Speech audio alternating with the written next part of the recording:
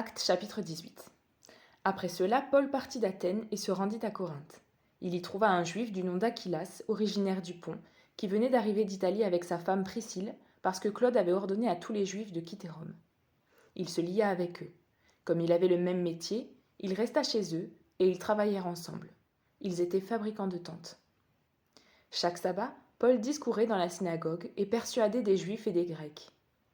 Quand Silas et Timothée arrivèrent de la Macédoine, pressés par l'Esprit, il attestait aux Juifs que Jésus est le Messie.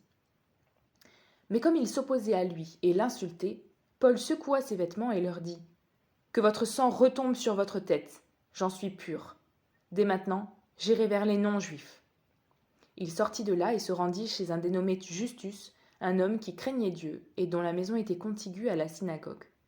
Cependant Crispus, le chef de la synagogue, crut au Seigneur ainsi que toute sa famille. Beaucoup de Corinthiens écoutèrent Paul. Ils crurent aussi et furent baptisés. Le Seigneur dit à Paul dans une vision pendant la nuit « N'aie pas peur, mais parle et ne te tais pas, car je suis moi-même avec toi, et personne ne s'attaquera à toi pour te faire du mal. En effet, j'ai un peuple nombreux dans cette ville. » Il s'établit là 1 an et 6 mois, enseignant la parole de Dieu parmi les Corinthiens.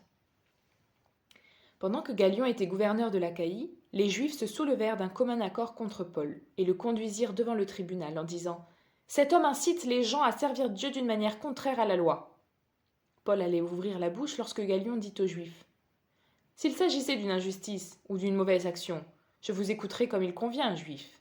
Mais s'il s'agit de discussions sur une parole, sur des noms et sur votre loi, cela vous regarde.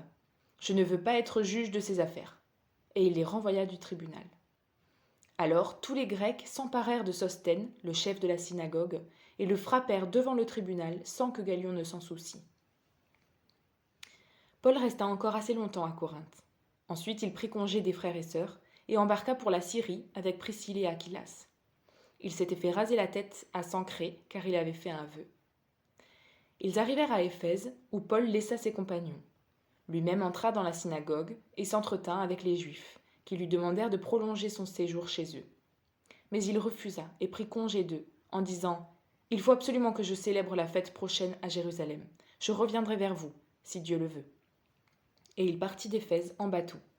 Il débarqua à Césarée et monta à Jérusalem pour saluer l'Église, puis il descendit à Antioche. Après avoir passé quelque temps à Antioche, Paul se mit en route et parcourut successivement la Galatie et la Phrygie, en fortifiant tous les disciples. Un juif originaire d'Alexandrie du nom d'Apollos était arrivé à Éphèse. C'était un homme éloquent et versé dans les Écritures. Il était instruit quant à la voie du Seigneur, et plein de ferveur, il annonçait et enseignait avec exactitude ce qui concerne Jésus, bien que ne connaissant que le baptême de Jean.